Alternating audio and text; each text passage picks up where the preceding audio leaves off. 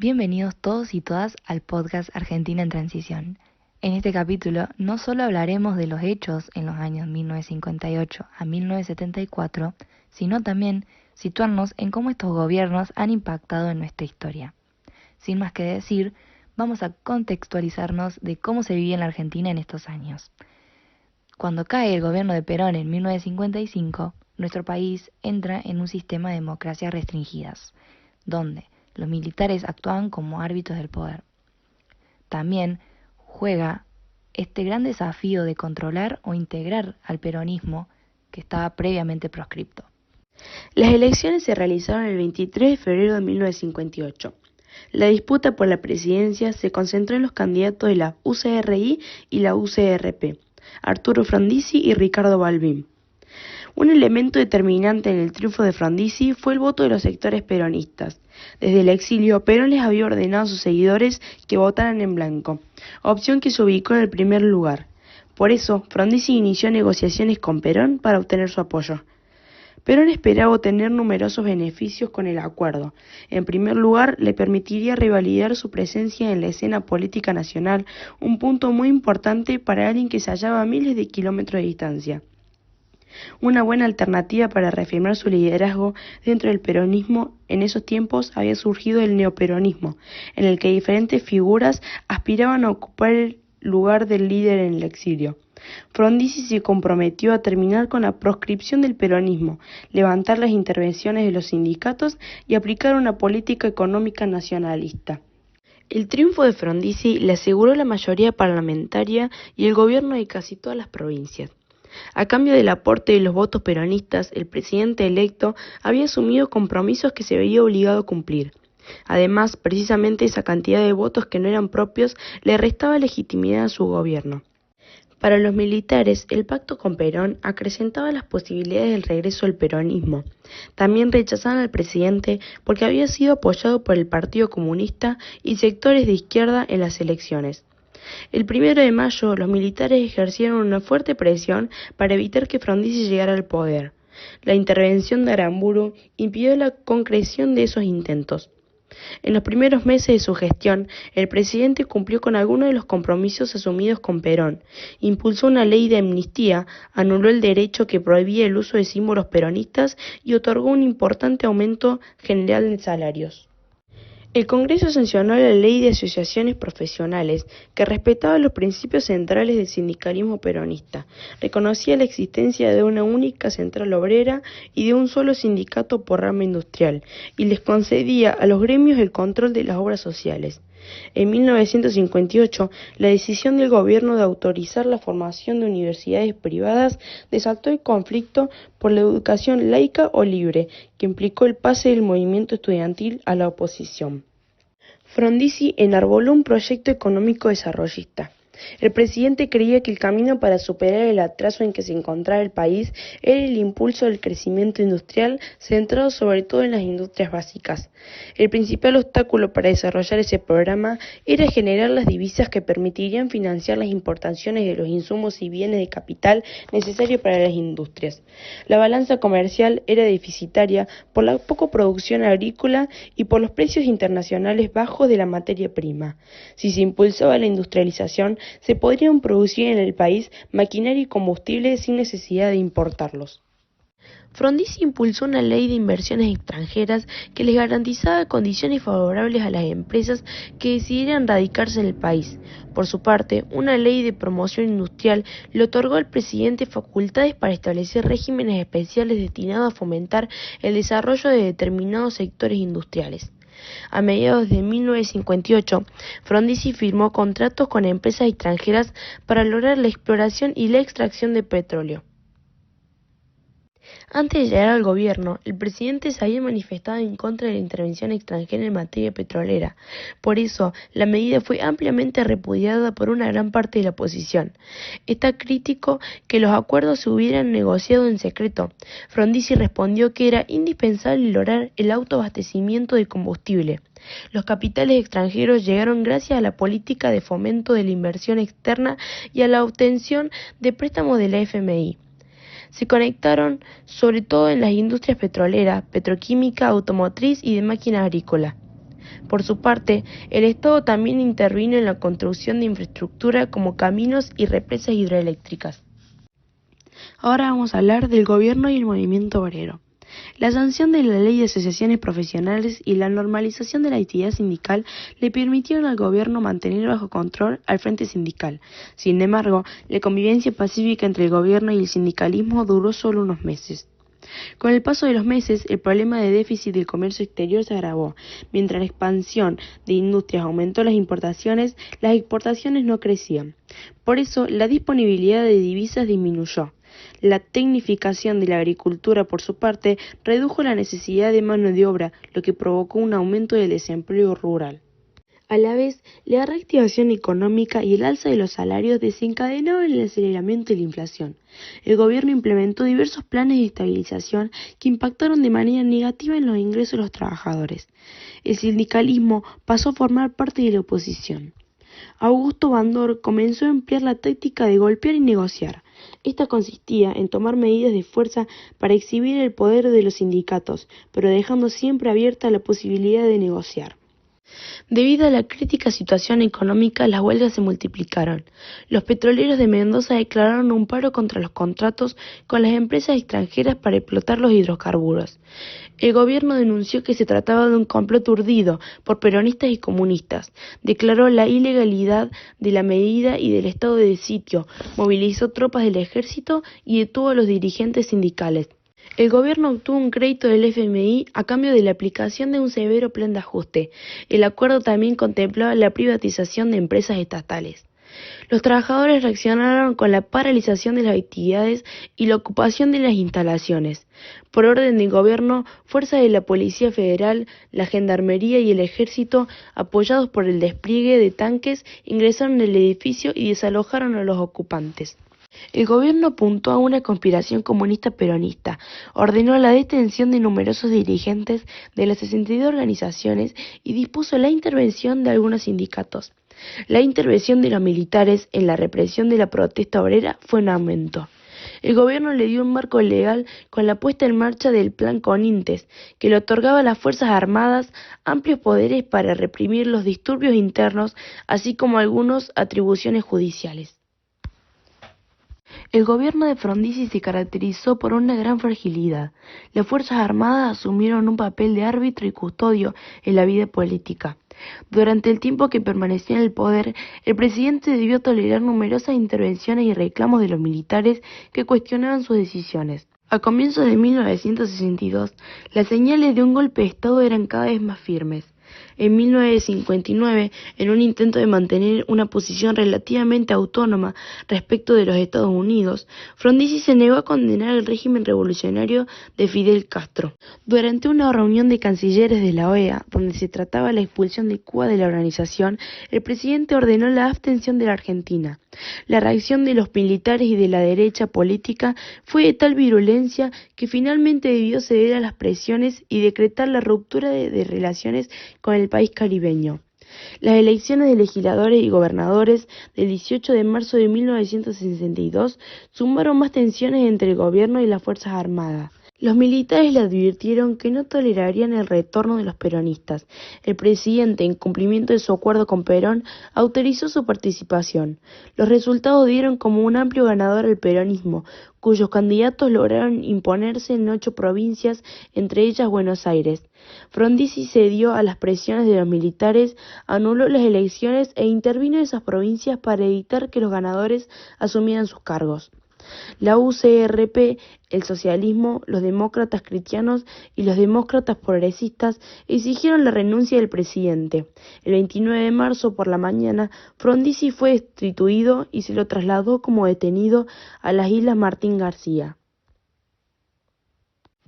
Luego del breve mandato de Guido en 1963, el 7 de julio del corriente año se llevaron a cabo elecciones. Debido a que el peronismo estaba proscripto, no se pudo presentar ningún candidato.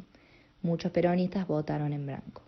Y se le otorgó victoria a Arturo Illia de la Unión Cívica Radical del Pueblo.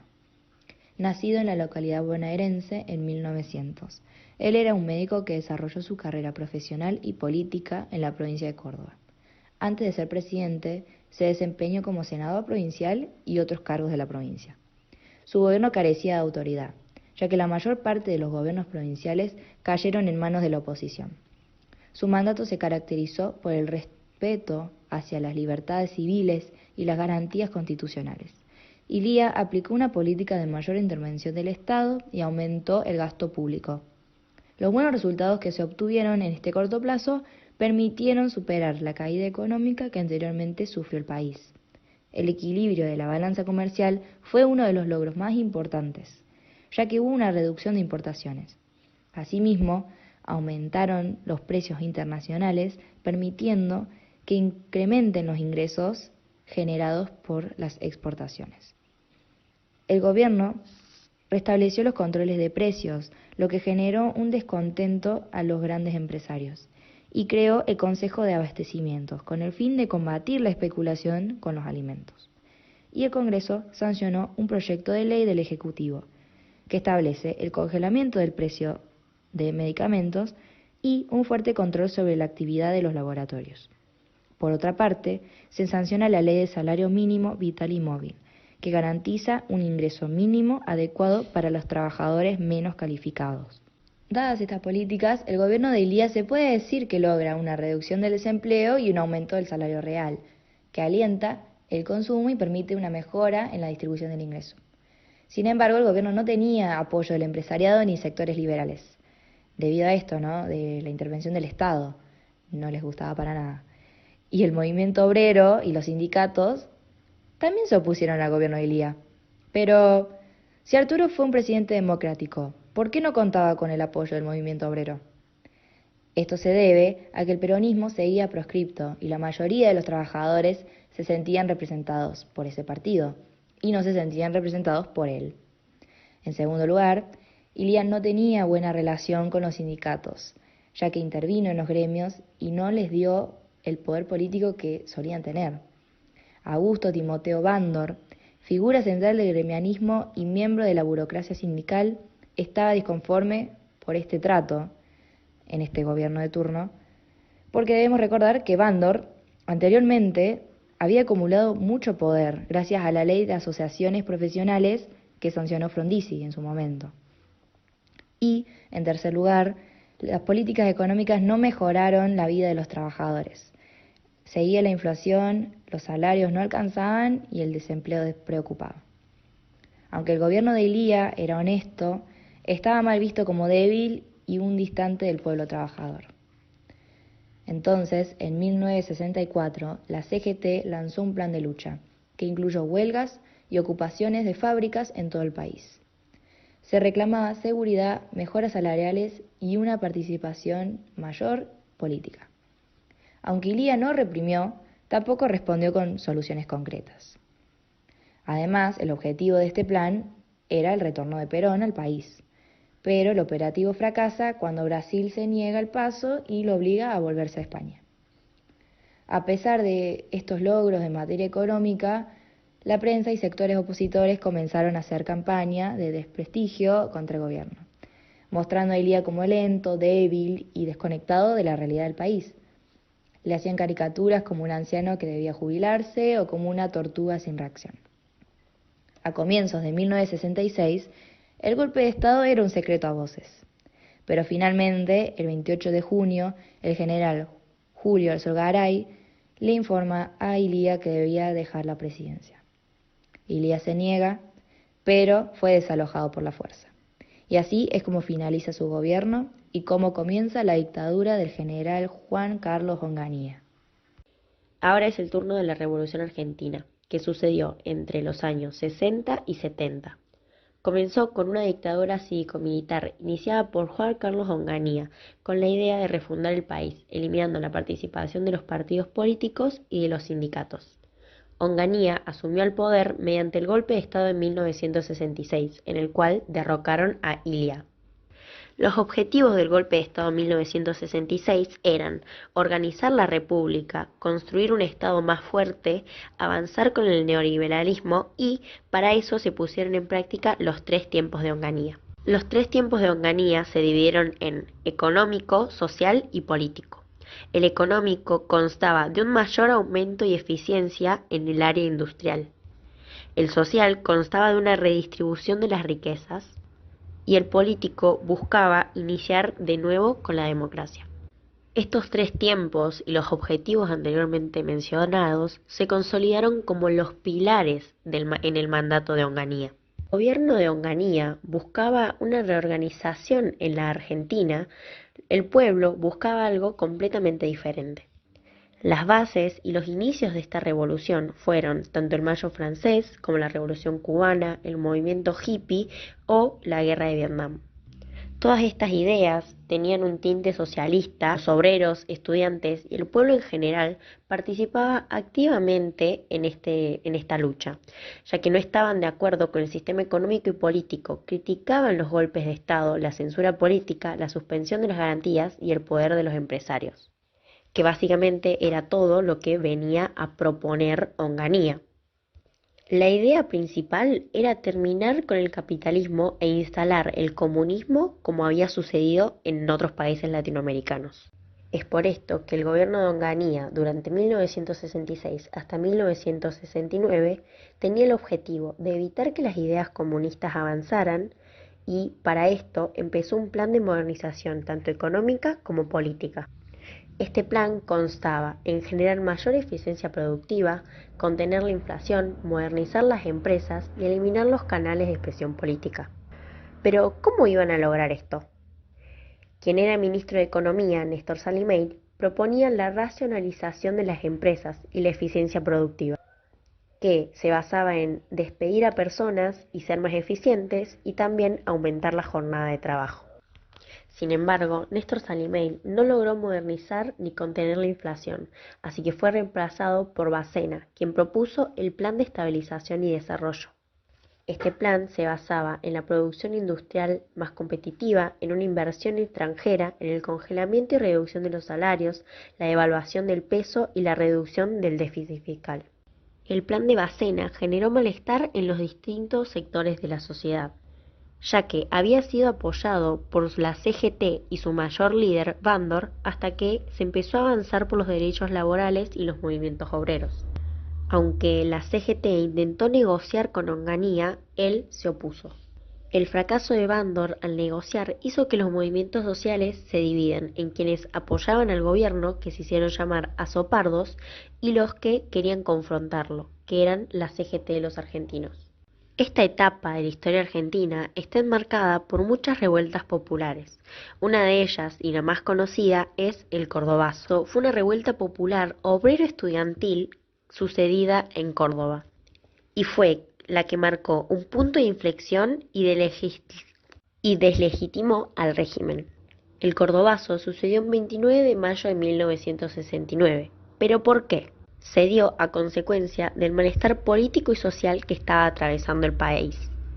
Además, se había derogado el sábado inglés, que consistía en el pago de un día completo por 4 horas de actividad. Por esto, el pueblo empezó a alzar su voz. La metalurgia convocó un paro de 24 horas. La CGT de los argentinos convocó un paro general para el 30 de mayo y los sindicatos una huelga para el 29. A la huelga de los sindicatos se le unieron obreros, empleados, vecinos, estudiantes para marchar en la calle. Es en este momento en el que el movimiento estudiantil se coloca como un actor de resistencia para la historia argentina. Se unieron al movimiento obrero para enfrentar las medidas del gobierno. El 29 de mayo de 1969, obreros y estudiantes se reunieron para marchar, pero fueron atacados por la policía y se desató una batalla campal. La revuelta se extendió hasta el 31 de mayo. Consecuencias de esta revuelta, hubo 300 detenidos, 30 muertos y más de 500 heridos. Y los efectos que dejó el Cordobazo fueron el comienzo del fin de la Revolución Argentina y a su misma vez el fin del gobierno de Onganía.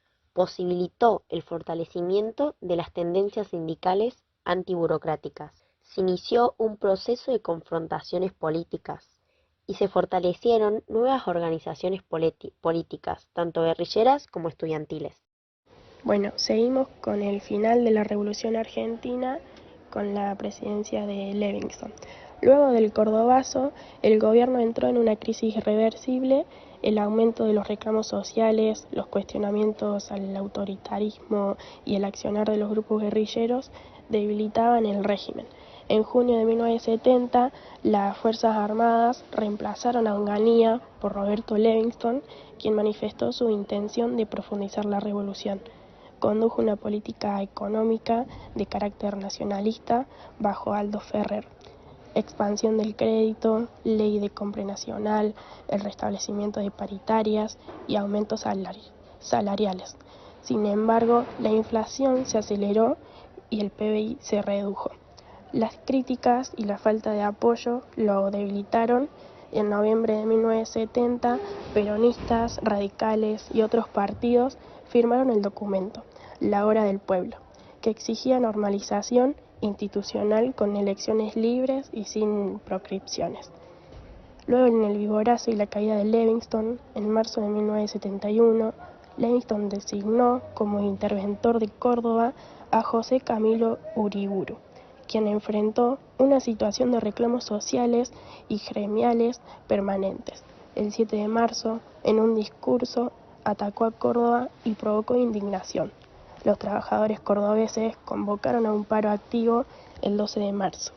La protesta derivó movilizaciones, ocupación de fábricas y enfrentamientos, con participación de organizaciones guerrilleras. Este hecho se conoció como el vigorazo. Ante la represión y la magnitud del conflicto, Uriburu renunció. Pocos días después, Livingston fue relevado y asumió el general Alejandro Agustín Lanús, con la necesidad de hallar una salida política ante la presión popular. El Gran Acuerdo Nacional. Lanús levantó la prohibición de la actividad de los partidos políticos e incorporó a Arturo Monroy como ministro del Interior. Pensaba en una transición controlada por los militares, con límites al futuro gobierno y un acuerdo entre las Fuerzas Armadas y los partidos. Así nació el Gran Acuerdo Nacional, que incluía condena a las guerrillas, garantías sobre la política económica y la seguridad militar. Pero este Gran Acuerdo Nacional fracasó en 1972 porque no logró convencer ni a Perón ni a los partidos opositores. Lanús entonces implementó reformas en el sistema electoral, estableció el balotaje si ningún candidato alcanzaba el 50% de los votos, prohibió ser candidato a quienes no residieran en el país antes del 25 de agosto de 1972, afectando a Perón, y se autoincluyó como candidato. Hacia estas elecciones, en 1972, más de un centenar de presos políticos intentó una fuga del penal de Rawson. Algunos lograron llegar a Chile, pero otros fueron capturados y fusilados en la masacre de Trelew. En noviembre de 1972, Perón regresó a Argentina y se reunió con Ricardo Balbín, logrando un acuerdo de convivencia. Antes de las elecciones se conformó el Frente Justicialista de Liberación Nacional, FREJULI, alianza entre peronistas, desarrollistas, socialistas, conservadores populares e intransigentes. Como candidato se eligió a Héctor Cámpora, acompañado por Vicente Solano Lima. El radicalismo, por su parte, presentó como candidato a Ricardo Balbín. Tras 18 años sin elecciones libres, en marzo de 1973 gana las elecciones Héctor Cámpora, con un fuerte apoyo de la juventud peronista y de los montoneros. Su gobierno fue corto, ya que apenas asumió, se encargó de liberar los presos políticos que estaban vinculados a las organizaciones armadas, lo que generó tensiones internas entre la izquierda y la derecha sindical de la CGT. La violencia estalló con la masacre de Ezeiza el 20 de junio de ese mismo año, cuando millones fueron a recibir a Perón. La derecha abrió fuego contra los sectores de la juventud, dejando muertos y heridos. Ese hecho marcó la ruptura definitiva entre Perón y la izquierda. La presión de la derecha creció y Cámpora renunció tras solo 49 días en el poder. Su reemplazo, Raúl Astiri, allanó el camino para nuevas elecciones. En septiembre de 1973 comienza la tercera presidencia de Perón, junto a su esposa Isabel como vicepresidenta. Pero la unidad del peronismo se rompió rápidamente. El asesinato de José Ignacio Rucci, líder sindical cercano a Perón, por parte de los Montoneros. Perón apoyó abiertamente a los sindicalistas, reemplazó los sectores juveniles y también fueron obligados a renunciar gobernadores. La tensión explotó el 1 de mayo de 1974, en la Plaza de Mayo, cuando Perón insulta desde el balcón, por lo que las columnas juveniles se retiraron en la plaza, y poco después el presidente los disolvió del Partido Justicialista. Así es como la tercera presidencia de Perón estuvo marcada por violencia, división interna y una ruptura definitiva con la izquierda. En 1974, Argentina en momentos decisivos atraviesa violencia política, crisis económica y un peronismo dividido. Ese mismo año muere el presidente, Perón, y su esposa Isabel quedó como presidenta, aunque el que realmente manejaba todo era José López Rega. Al principio se intentó frenar la inflación con el pacto social, pero duró poco. La crisis del petróleo disparó los precios y la economía se vino abajo. Encima, López Rega armó la AAA, un grupo parapolicial que persiguió y asesinó militantes, artistas y periodistas, mientras que las guerrillas seguían con ataques y atentos. En 1975 llegó el Rodrigazo, devaluación brutal, aumento de tarifas y combustible. La gente explotó y hasta hubo una huelga general contra el propio gobierno peronista. La violencia no paraba. El ejército lanza el operativo Independencia en Tucumán y los montoneros atacaron un regimiento en Formosa. Isabel estaba cada vez más debilitada, ya que perdió el apoyo de los militantes y de su propio gobierno. Finalmente, el 24 de marzo de 1976, las Fuerzas Armadas tomaron el poder y empezó la dictadura más sangrienta de la historia. Concluimos que en estas décadas, en la Argentina, fue una dolorosa demostración de lo difícil que resultó formar una democracia estable bajo la sombra de la proscripción del peronismo y la constante amenaza de la intervención militar, a pesar de los esfuerzos de presidentes civiles como Arturo Frondizi y Arturo Illia por recuperar la senda democrática. Las tensiones internas, las presiones de las Fuerzas Armadas y la falta de consensos políticos sólidos terminaron por socavar sus intentos. Estos años evidenciaron que, sin una verdadera inclusión política de las mayorías y sin un compromiso real de todos los sectores con las reglas democráticas, las instituciones quedaban siempre en un terreno frágil y vulnerable. Fue un periodo marcado por avances frustrados, por promesas truncas y un clima de inestabilidad que desembocó en la profundización de la violencia política y en un regreso cada vez más inevitable del peronismo a la vida política nacional.